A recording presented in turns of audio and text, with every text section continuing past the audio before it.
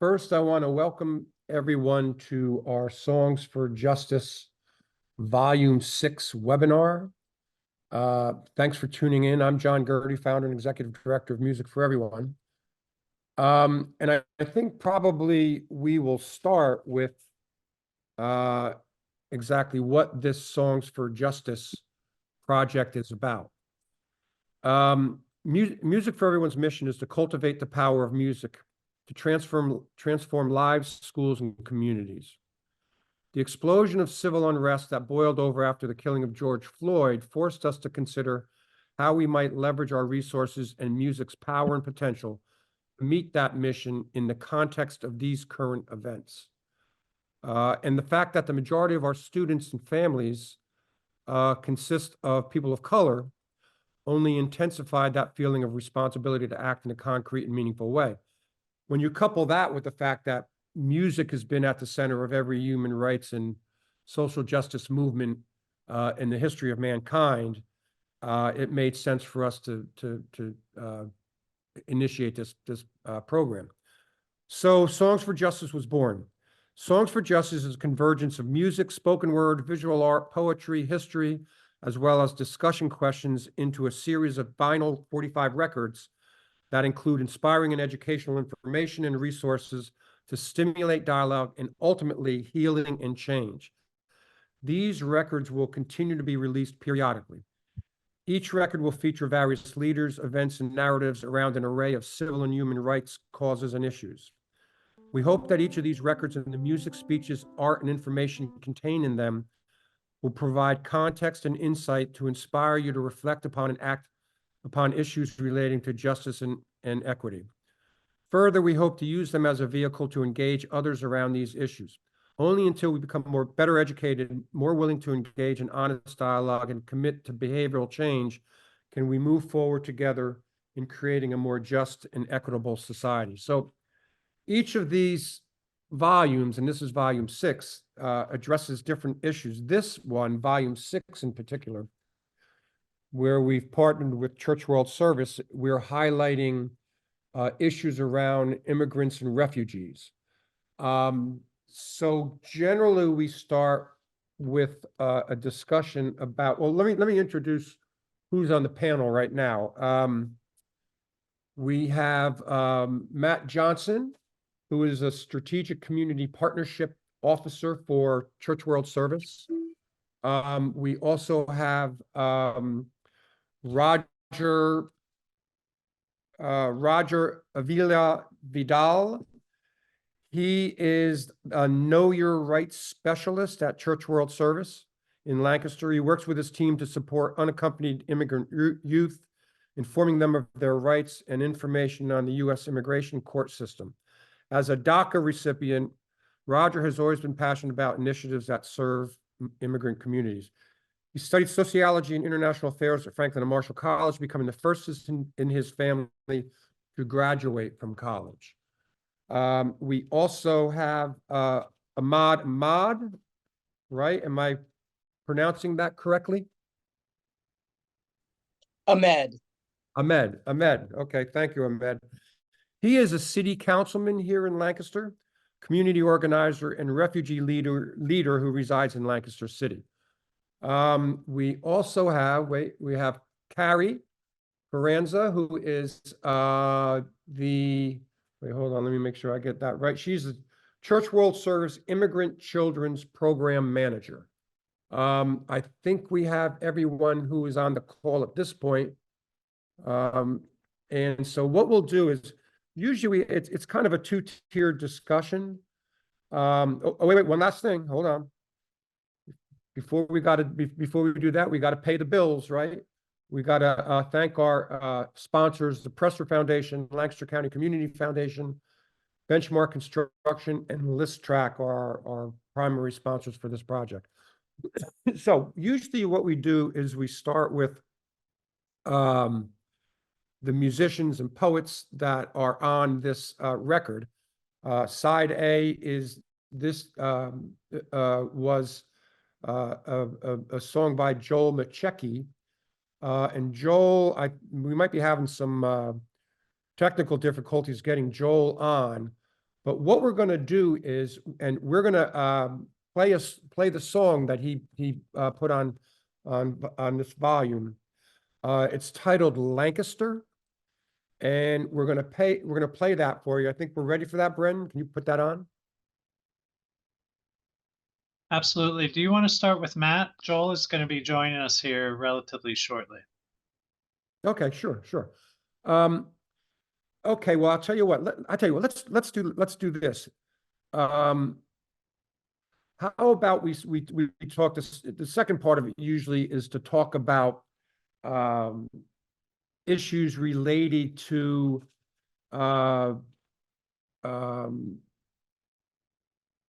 obviously, we want to highlight immigrant and refugee issues now. So what we want to do right now is let's talk about and ask questions directed at Roger, Carrie, Matt, Ahmed. What is your sense of the current and future state of issues related to immigration and refugee settlement?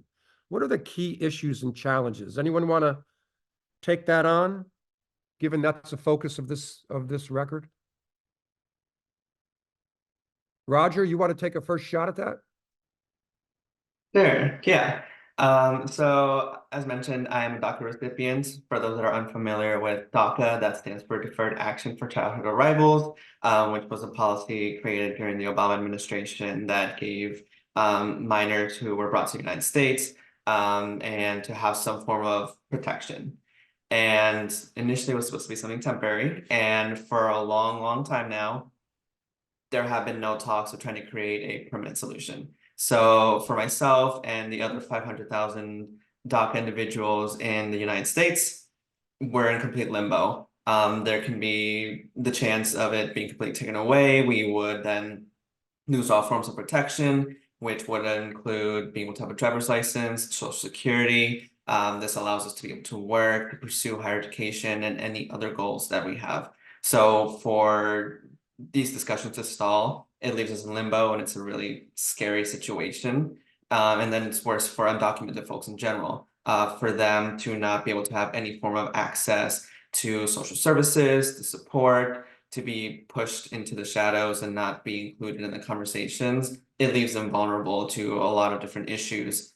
And then most recently, we have a lot more talks about demonizing immigrants again and again. Recently from Governor Greg Abbott, who has implemented a new state law, and the discussion around that is just focused on demonizing these immigrants and trying to create more financing and personnel on the border, which just makes it appear that they're just militarizing the border. And he has the support of several other states as well. So it creates a vision of going to war with these individuals that are just coming seeking asylum. Many of them are families, sometimes children that are unaccompanied. I work with a lot of unaccompanied children, and hearing their stories and seeing that they take on this journey just to find safety. And now someone like Greg Abbott is trying to push against these individuals and just trying to intimidate them and cause more harm. And this can trickle down to the public and their perceptions of immigrants overall. So those are just some issues that I am nervous about, but there are plenty more other things that will impact several other individuals. Yeah, Carrie, do you have something you want to add? I'm sure. Of course. Yeah, Roger's exactly right. And I think I just want to expound on what he said to highlight what he's saying about Texas is an issue where there's an attempt to blur the jurisdiction of immigration issues between federal law enforcement and state law enforcement. Right now, immigration, this is part of our federal laws and statutes, whereas Texas doesn't have jurisdiction to carry out those laws. So people at the border who are border patrol, ICE employees, they are federal employees, whereas Governor Abbott is trying to deploy local law enforcement, state law enforcement, National Guard. So the law that Roger is talking about is basically, it would make it a state law rather than a federal law to cross the international border or Texas's borders. And I think the question I have about how that would play out is, if Texas is saying this about their border, is it only their southern border? Will Arizonians and Oklahomans need permission then to come into Texas. So it's a big question of basically who is allowed to enforce immigration laws. And it's a very dangerous question because there's already cases of vigilantes along the border who are taking justice into their own hands. And a lot of this is soaked by rhetoric saying that, you know, painting asylum seekers and refugees as invaders and people we need to defend ourselves from instead of welcome. And so that leads into other asked to kind of maybe set up a state of play. But one issue is how we're treating people that are seeking asylum here, how we're treating people who are already here. Like Roger mentioned, there are millions of people here without a pathway to even become legal citizens. No matter how much money you have, best lawyers, there's literally no pathway. Meanwhile, they're contributing members of society, they are paying into taxes, but they're not able to get anything back. So the question becomes, what are we doing with people who are coming? What are we doing with people who are already here? And how can we integrate and assimilate people so that they can become productive members of society, which is what they want to do, and how can we live up to our values that we say we have as a country? Yeah, if you don't mind, I want to piggyback on what Carrie said, which is there seems to be two overlapping and contradictory sentiments about immigrants right now. On one hand, immigrants are keeping our demographics going. They're contributing to growth in population and keeping us from basically losing population through a dying birth rate, filling jobs, being experts, starting businesses at a greater rate than native-born citizens. All of these different things even despite all the rhetoric that's going on, people's view of immigration is actually better than it was 25 years ago. People say we should have immigration. And at the same time, as everybody's been saying, a small group of immigrants is basically in a lot of ways being scapegoated and being treated as the different thing, the thing that is coming to harm our country, which is such a weird thing to exist, both of those narratives at the same time, when for example, it's not illegal, and I think it bears repeating, and I think Ahmed talked about this in his call to action, it's not illegal to seek asylum at the border. We may have different ideas about how that should go and who should be in charge of that and what the processes are, but that's an international law, that's national law, that you're allowed to do that. And so to malign folks that are taking that dangerous journey, sometimes thousands of miles of journey to get here, and then labeling them in the ways that everyone talked about, when at the same time we live, for example, in a community that is very welcoming to refugees and immigrants and sees directly the value, it just seems like there's a constant tension between those two narratives. And we're hoping that the Songs for Justice and all of our work will hopefully help folks realize that they don't have to be afraid of this situation. And then I do want to pass it to Ahmed, because I know you have a lot to say about that. Yeah, thank you, Matt, and the other panelists. I mean, you guys really, I agree with a lot of what you said. And, you know, I think we're at a pivotal point right now where education to communities and to immigrants is what's going to help us kind of die down some of this misinformation and rhetoric, especially regarding issues like the southern border and asylum seeking. So I think that we need to focus a lot of our efforts on educating communities and stakeholders on the importance of immigration. Like Matt mentioned, you know, how it's helping dying populations. Here in Lancaster, we saw economic resilience while our neighboring counties, you know, were having failing economic outcomes, especially during COVID. And then also, I think there's a community engagement piece to it. Once, you know, you have an educated community, they're more likely to be more welcoming and more inviting to immigrants and refugees. And once the immigrant and refugee families, our newest neighbors, feel welcomed and they feel invited into the communities, you know, that's when we could see the full effects and benefits of inclusion and integration. So the more language access, you know, communities have, you know, the more economic opportunities that communities have, and the more willingness to meet refugees and help them get access to services, help them get access to government, that is what's going to really drive the needle over in the future. But first, we have to deal with this misinformation and rhetoric going on, get people to be inviting and more welcoming to those newest neighbors in their communities, and then we can have the community engagement. So they don't have to live in fear when they're here in their new homes, that they feel like they can, be a part of the community, that they can be a part of government, that they could run for office, that they could open a business. That's when we will get the full integration and the benefits of including and welcoming refugees and immigrants. You're Exhibit A on that, aren't you? Right. So Yes, sir. yeah, right. No, that's something. So how about this question? So do you have any, like, what are some potential solutions or things that we need to do, things in the system that have to change? Or anyone want to tackle that? Well, I think there's some very practical solutions that the everyday, American or Lancastrian could do. And that's, talk to a refugee or immigrant neighbor, form a welcome team, get involved in community organizations like Church World Service. And then, we could also at a macro level, contact our representatives, get informed about the issues ourselves, but I think it really needs to start at that, that local level of, that new immigrant family that just moved to your block. Reach out to them, invite them over, teach your children about the importance of programs like English as a second language in schools, so that they could make these their new classmates feel welcome.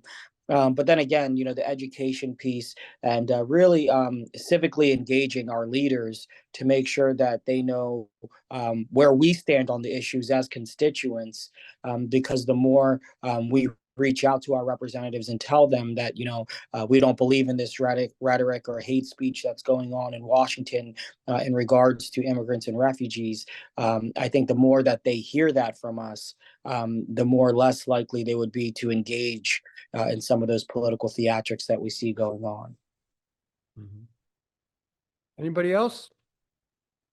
Some Yeah, changes? I completely agree with Ahmed and all the details that he pointed out, especially with engaging kind of in the local level. There are several immigrant-owned businesses in Lancaster. They have amazing restaurants, so that's one way to be able to support and show that they are welcomed in our community. There's also engaging with political figures at the local, state, and federal level with many initiatives. For example, Pennsylvania has many individuals that are pushing for undocumented folks to gain access to a driver's license.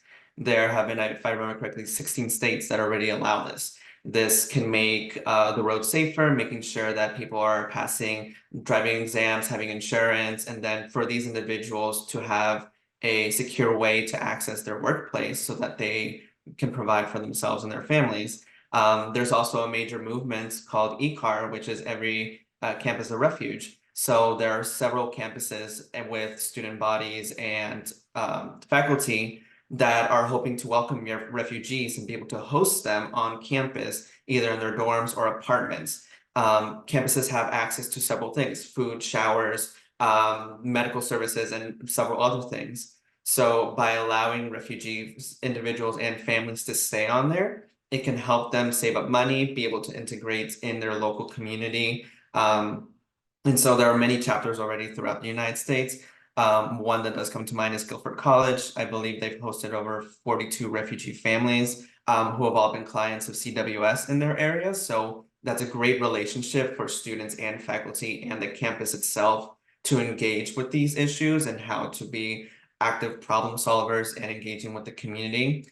And I know there has been talk of Franklin Marshall College of possibly becoming one with the students leading the way. Franklin Marshall College is my alma mater, so I really do hope that they take that into account to push forward, to engage with Lancaster community, engage with the organizations that want to support them in this initiative, and for students and faculty to then be a lot more aware, because a campus is a place to be educated, for them to also understand the situations that's happening locally, but also globally. Mhm. Okay. Yeah, I would agree that local community efforts go a long way in building resilience to some of the rhetoric, like against the rhetoric that we see in other areas. So I know Lancaster, some of the things that Ahmed and Roger mentioned, restaurants, local efforts, that's something that really helped us stay true to our values during a time when those were under attack. Because the things that need to change is that xenophobia needs to be addressed, and immigrants need to stop be talking about, like Ahmed said, in theatrics as bargaining chips. I mean, they're being, their futures are always being discussed in terms of getting thrown into budget conversations and trade deal. Oh, well, we'll do this if you secure the border. And there's no humanity in this conversation. And even if you don't want to look at it from a humanitarian perspective, any economist will tell you that immigration is good for our country. It's good for us culturally. It's good for us economically. So what it really comes down to is xenophobia. And I feel like that's the biggest thing that needs to be addressed, because the only progress that we've really ever made is like some kind of backhand deal that denies humanity to people who are coming in the future to give something to people who are already here. And that's what we've seen happen over and over again. And politicians have not really shown in good faith that they actually are looking for a solution to these problems. In fact, they continue to militarize the border, which is just costing lives. When people are fleeing for their life, they are going to come in hopes that they can find a better future here. And it doesn't matter how much razor wire you put up, it doesn't matter how many buoys you put in the river. We see that people are going to still come because they're coming for the same reasons that we, would deem someone a good parent. They're being good parents. They're coming to secure the future of their children, to protect them from harm. And so I think until we start realizing what the driving factors are and, release this idea that, again, that we're being invaded or that people are coming, to cause us harm or to steal prosperity away from us, that mindset isn't going to get us anywhere, and it hasn't gotten us anywhere. And I think I want to say finally that what's so frustrating for those of us that work in this realm is how popular a lot of these ideas are, and yet how they can't get anything done. I think I saw a poll that almost 80% of Americans think that DACA recipients should be given a pathway to citizenship, and yet that doesn't get done. Afghans, the folks that were evacuated from Afghanistan after the fall of Kabul, they've been here for over 2 years and still do not have a process by which they can get long-term residency as a group. Everybody seems to be for that, bipartisan support for that on both sides. We see that when it comes to individuals, when it comes to undocumented folks, finding a pathway to citizenship, our agricultural workers, people on both sides of the aisle support it, and then it goes nowhere. And so we just, as Carrie said, we just keep living with these folks that are the bedrock of several industries. I think during COVID, immigrants were overrepresented in the essential worker categories. And that's not just warehousing, transportation, and that sort of thing. It's also doctors, it's also epidemiologists, it's the whole range. And yet we can never get down to allowing them to be people who deserve a direct and fair and clear process by which they can stay here legally.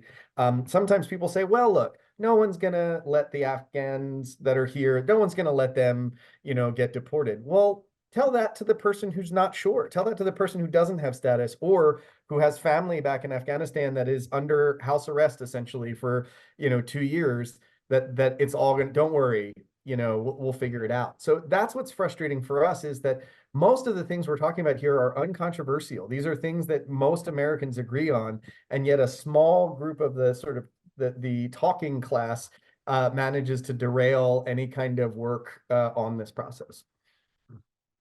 Yeah, and if I could just say one more thing that came up for me while you were mentioning these things, Matt, is that I think a lot of the frustration that I feel as someone with family members and close ties to people in these industries that you mentioned, is that it starts to feel like there is no political will to make this happen. And this ties in, Songs for Justice is covering many topics, and we all know that none of these things are insular and they're all interconnected. But we need to be careful, you know, I kind of want to tie this into some labor rights, but a lot of the reason there's no goodwill to fix this problem is because as a society, we benefit from the exploitation of these workers. And companies and employers, they have something to gain by people who will do work that no one else wants to do for the pay. If we go ahead and say our wishes came true tomorrow and everyone had working papers and could get better jobs and advance in their careers, who would be left to be doing those jobs? And I really do resent this argument that, you know, oh, who's going to do the jobs no one else would want to do? Because again, we're talking about human beings, but I do think that we need to admit that until we start defending the rights for anyone working in all industries and really demand respect for all labor, because all labor is skilled labor, we're not going to see any kind of push for this to happen, because, you know, people that of higher socioeconomic statuses benefit. All right, that's, yeah, thank you for that. So there's kind of two levels to the Songs for Justice project. One is what we've just been doing, trying to use this as a tool to engage in meaningful dialogue and informative dialogue around these issues. But the other part of it is we're leveraging music and the arts, various art forms, you know, poetry, photography, design, music, spoken word, because, you know, I mean, that's really one of, as an artist or a musician, a poet, a writer, you know, your job, one of your probably most fundamental job, is to bear witness to what's going on. Use your art form, leverage your art form to bear witness as to what's going on in the world, you know, around you. So we want to shift a little bit, pivot a little bit here, and we're going to feature a poem by Audrey Lopez. Each of these volumes has an insert booklet, right? An insert booklet that has poetry and photography and paintings and things like that. But we want to, Audrey Lopez is originally from Peru. She moved to the US in 2001, and she was undocumented for 18 years and found her voice in Lancaster. She now contributes to making host communities more welcoming toward migrants across Latin America and the Caribbean. And she has written a poem that appears in this volume called 20 Years in America. She couldn't be with us today, but we did ask her, and I think, Brendan, you have it queued up, her doing a video reading of this. Is that correct? 20 years in America. My search for the American dream has been driven by hope, but controlled by fear. Today, it is my legacy. At 12, sleepless nights made my first days in America seem endless. The fear of not seeing home again, the fear of going to sleep, waking up, and not remembering my grandfather's face. Afraid that I had left home without a proper adios, te quiero. Afraid that my memories of home would disappear and take me with them. At 14, that fear expanded beyond me. Afraid to come home to an empty house, to parents sitting in a detention center, to wasted sacrifice. At 16, that fear began to shape me. Fear of the word illegal. Fear of what it meant. Keep your head down, turn the other cheek, hide, speak English. At 18, that fear turned inward. Afraid of being a disappointment. Afraid of infinite legal barriers. Afraid of being asked, "Are you a citizen?" Afraid of the future. At 20, that fear was regularized. Years of assimilation taught me the new norm. Shattered hopes, dreams deferred. Life, not even in the margins. Life permanently in the shadows. At 22, that fear tried to escape. While at college, pretending to be normal, I was afraid of being ousted. Wondering, when will it end and reality sink in? constantly questioning, ¿Qué estoy haciendo aquí? On June 15th, 2012, fear met hope. It was called deferred action, a life preserver. At 23, I felt what it was like to be visible, to be, to breathe, to matter. At 26, fear became a weapon. Dreams of inclusion terminated, fear of the other resurfaced, xenophobia defined half the country. Some of us came forward chanting, "Here to stay." But hatred won. And many of us went back to the shadows. From 27 to 31, fear became a way of life. Children in cages, ICE, deportations. Everywhere you'd hear, "This is America." Synonymous of, "You're not wanted here." Afraid to go out, afraid to go to work, afraid to live. Afraid to ask, is this the America my parents sought when they left everything behind? Is this the America I want my children to grow in? At 32, half of America chose hope over fear. Millions let out a sigh of relief. Millions. But what of the rest of us? Will they remember those at the margins? The forgotten ones? The ones that hid? My parents? My friends? My cousins? My neighbors? Fear drove my existence for 2 decades.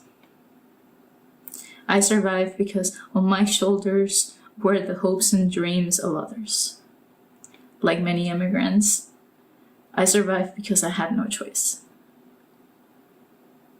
No one leaves home because they want to. It took me years to understand this.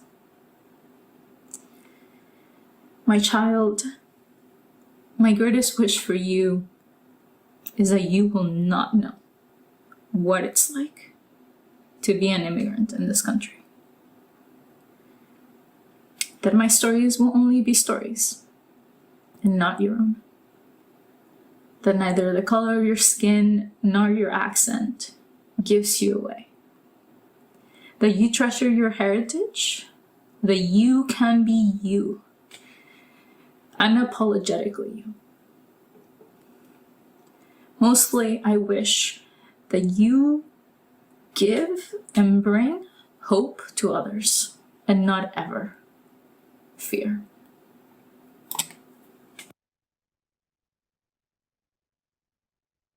Wow, that was powerful. That was powerful. I wish she was on the call to be able to thank her, look her in the eye and thank her for that. Wow, that was something. Okay, how about now? How about next we pivot to the musical piece on the record. We have Joel Machecki here with us. He's a Lancaster-based Congolese-American singer, songwriter, and band leader. From refugee camps in Tanzania to stages across the United States, Joel has brought his artful blend of rock, rumba, and gospel to appreciative audiences everywhere. Joel and the 8-member New Generation Gospel Band put on a high-energy show featuring tight grooves, soaring vocal harmonies, and joyful music that transcends cultural and linguistic barriers like only the best music can. So we're going to play a little bit of Joel's song called Lancaster, and then afterwards, Joel, we're going to ask you to talk a little bit about your responsibility as an artist, as a musician, in terms of how you apply your craft to highlight issues of social justice and human rights, and sort of what your inspiration for was in writing this piece. So let's play some of that right now.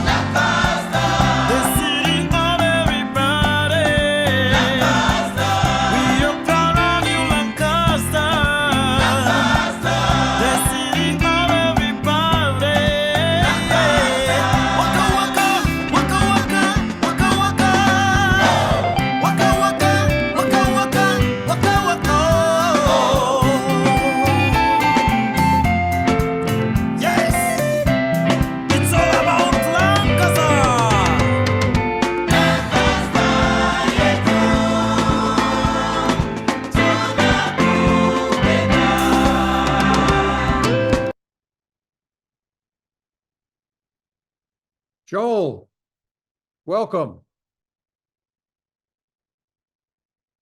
Can you hear me? Are you on mute?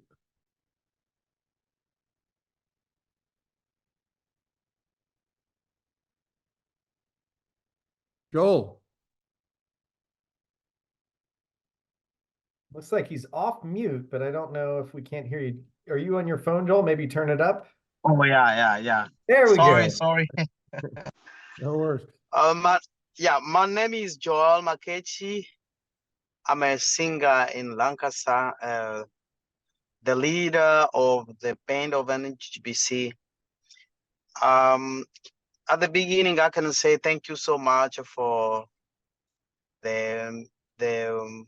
for Matt, who did everything so that we can be here. So he have been very helpful to me so that we can produce that song.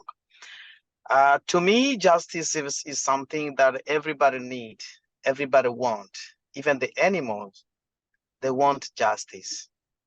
And that's why it inspired me to sing a song about justice, so that everybody can follow the path of justice. Whenever we go, we need to understand everybody need justice.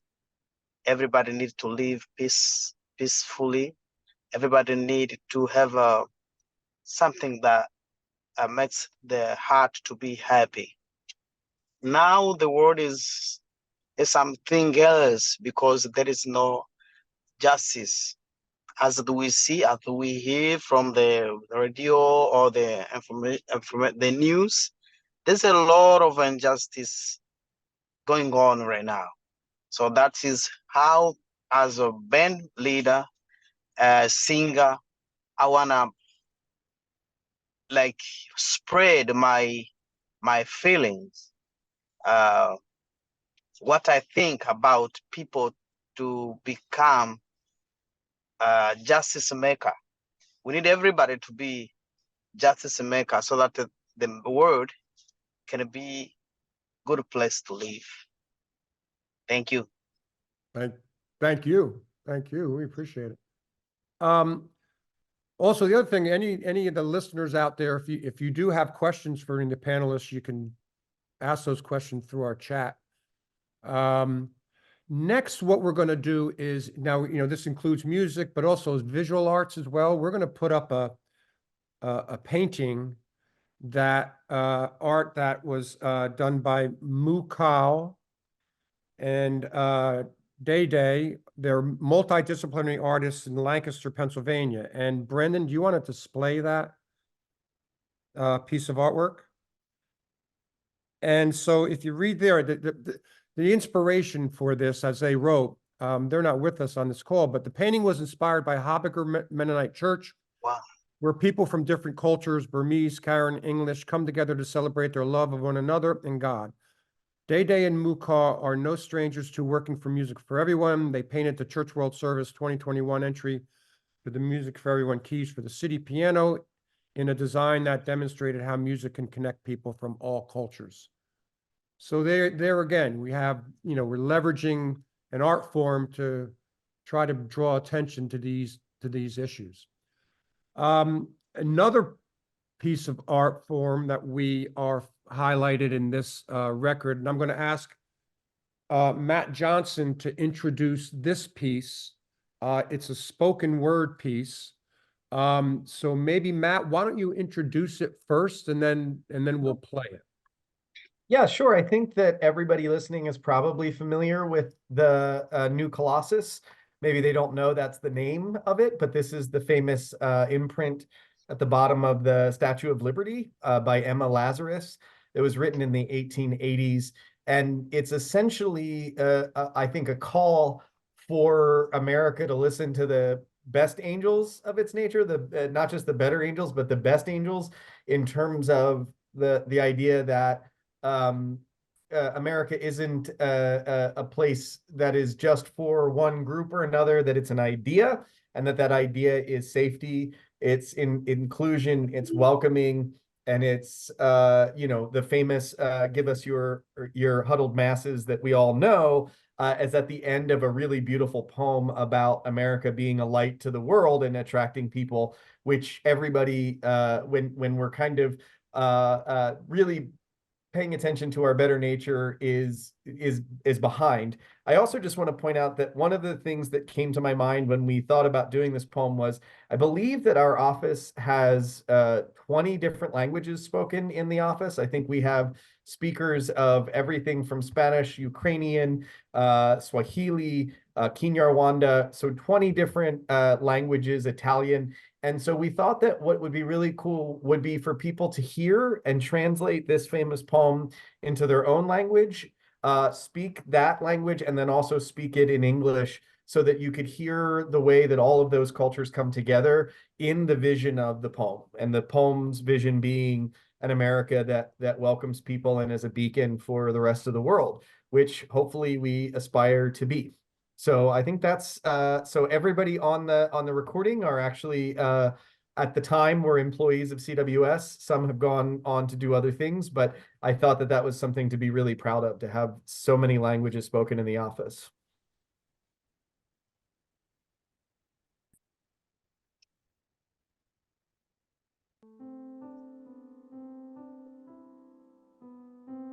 Sio kama jitu jasiri not like the brazen giant of Greek faith, with conquering limbs astride from land to land. Aquí, a nuestras puertas en el atardecer, here at our sea-watched sunset gates, shall stand a mighty woman with a torch, whose flame is the imprisoned lightning, and her name Mother exiles from her beacon hand. يضوي ترحيبها لكل العالم, glows worldwide welcome. Her mild eyes command the air-bridged harbor that twin cities frame. Keep ancient lands and your stories pop. Cries she with silent lips, give me your tired and your poor. Your huddled masses yearning to breathe free, the wretched refuse of your teeming shore. Mandali a me, I senza tetto. Send these, the homeless, tempest-tossed, to me. I lift my lamp beside the golden door.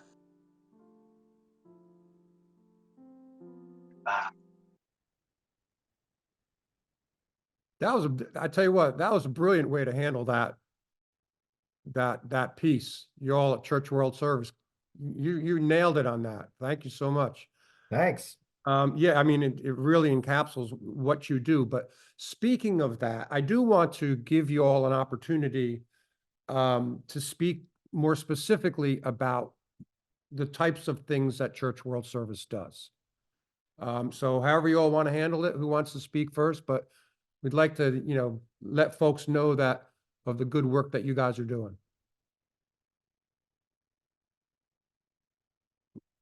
Carrie, do you want to take that? Or at least a first step? You have seniority here. I'm sorry, things were chopping off for me a little bit. It was I just heard sort of my a name. it was just sort of a description of what we do locally, and I thought you'd be good to answer that question since you've been here longest. Yes, what we do locally, so we have a couple different programs that are kind of split into some main missions of our work. Our mission that we're most known for is resettling refugees into our community. Lancaster resettles more refugees per capita than any place else, and so that's something we're very proud of, and that CWS is kind of at the forefront of. So what that involves is picking people up from the airport after they're resettled as refugees or designated refugees. We find them housing, and we, within 90 days, work really hard with the team to get them self-sufficient. That includes finding them employment, finding them housing, finding them transportation to appointments, getting them enrolled in services. And then we also, some of those programs are the initial 90 days, some of them go on for 5 years, and support refugees well into their time here, as their needs change and develop, through the assimilation process. We have extended services for refugees and other vulnerable populations who maybe just need a little bit of extra support. And what that might look like are people with, special health needs, people that are overcoming obstacles beyond what the normal refugee would have to face. It could be mental health, it could be things about them that make them particularly vulnerable, such as being a member of the LGBTQ plus community.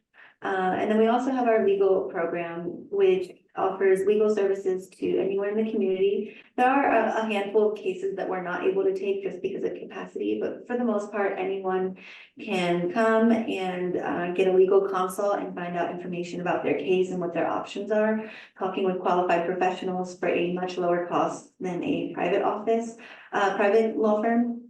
And then within our legal program, again, we're open to anyone in the community for a small fee. And then we also have a team of people that work pro bono representing unaccompanied children, which is the team that Roger and I both work on, where we actually go to the shelters where children are staying after they are apprehended crossing usually the southern border, but sometimes other points of entry or even internally. And they're in the shelter being held by Department of Homeland Security and Office of Refugee Resettlement until they can find an appropriate place for them. And we offer them legal services as well. I think that's a snapshot of all of our main programs. And I want to add to that one of the first question that I get when I'm traveling elsewhere in the nation, but also at groups here in the county is, why Lancaster? Why does Lancaster play such a crucial role? And really, refugee resettlement, as the government envisions it, doesn't happen without community support. It doesn't happen without a huge lift from the community. Like, we literally could not do thing one with refugee resettlement without the support of the community. So I just want to call out all of the amazing groups that put together welcome teams, that drive folks to appointments, that get them integrated into new culture, grocery shopping, and also folks that just want to provide companionship and just want to be there to say, hey, you belong. And just, hearing Joel's song the first time was performed live in Lancaster with the mayor there, with a huge audience of people there to see it. It just reminded people that, that this vision of what Joel's song talks about Lancaster being a place of welcome and so forth. This is directly from somebody who's been through that resettlement process and understands what it feels like. And so I hope that people listening, get inspired by the song, get inspired by the vision of America that the Emma Lazarus poem puts out there, and wants to get involved, however that is. And a lot of times people say, well, I'm not a people person. That's fine. You can help figure out the bus system. You can help, set up a house. There's so many things and so many ways that you can get involved with CWS that really extends the ability to welcome and create something more than welcome, which is belonging and inclusion. And I'll just add one small thing, CWS does so much, but one thing that I think is often forgotten about is the molding of leaders that they do within the refugee and immigrant community. If it wasn't for the mentorship of people like Matt and Adamu and Valentina and Rachel, I wouldn't be where I am today. And I know countless other immigrant and refugee leaders in the community who were able to reach, their full potential and are even going to go further in life because of the time that people like Matt Johnson took out to identify leaders and make them feel like they had a seat at the table here in Lancaster. So I think that there's so many success stories, not just myself, but everything from college campuses to the mentorship we're doing in the schools. I just think CWS should be applauded for taking that additional step to really make people feel like their voice should be heard. Yeah, The best compliment. Hey, Matt mentioned a couple things. Just I want to give you all one last shot here to say, there are a lot of people out there who, want to do something to help. Can you come up with any more like sort of practical things that folks can do to support your work? One thing that serves everybody, we have a program called Buy a Meal, Give a Meal. There's 10 local restaurants that we work with that have delicious food as it is. And then if you go there and buy yourself a meal, you can buy a culturally appropriate meal for arriving refugees, which is really amazing because there's nothing like food and music to make you feel like you're home. And so some of those places, oh man, I don't know if I should list them because I won't get them all, but I could get them all. So it's a it's a big Give it a risk. shot. But Leali Al Sham at Southern Market, there's Cilantra, La Cocina, there is Big Five African, there is Faux Pasteur on Columbia Avenue, Route 66, which is a pretty much like an American burger joint that is owned by wonderful people that use halal meat. So that's a wonderful way to get involved. You can do buy a meal, give a meal. Talk to your group. Frisco's is in there too. That's right. Don't want to forget our Peruvian American friends. We have talk to your civic group, your congregation, and see if you could become a welcome team, which means that you are responsible for walking alongside of folks. If you're a landlord, think about renting to refugees and immigrants as they come in.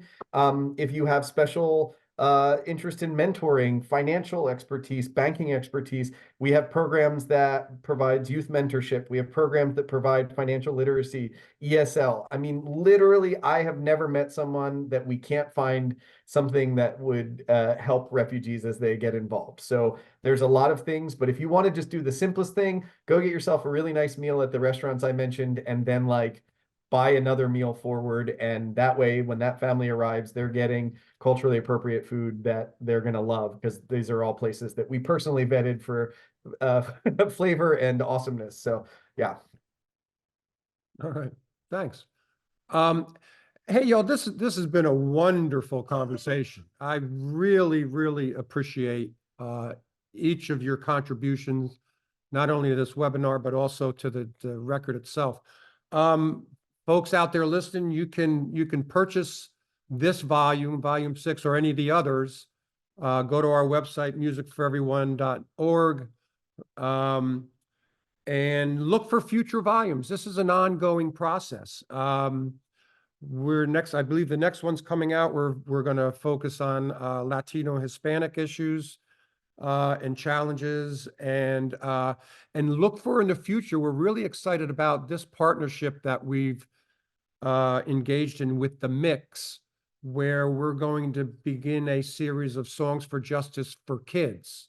In other words, these records, all the content is being put together by kids in their programs, the music, the poetry, the art, everything. So again, this isn't the last one of these. We're going to continue to do it because, it's not like, these issues and challenges are not going to go away anytime soon. So we have to remain vigilant and persistent in our work.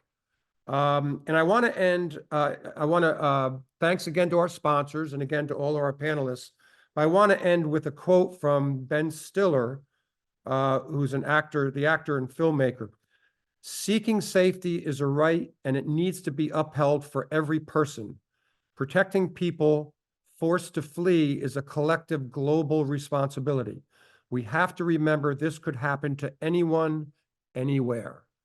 So with those closing words, I want to again thank you all for your contributions, and let's keep doing the work. Appreciate you all being here. Everyone, thank you. All right, bye. Thank you. Thank you so much. Thanks for having us, guys.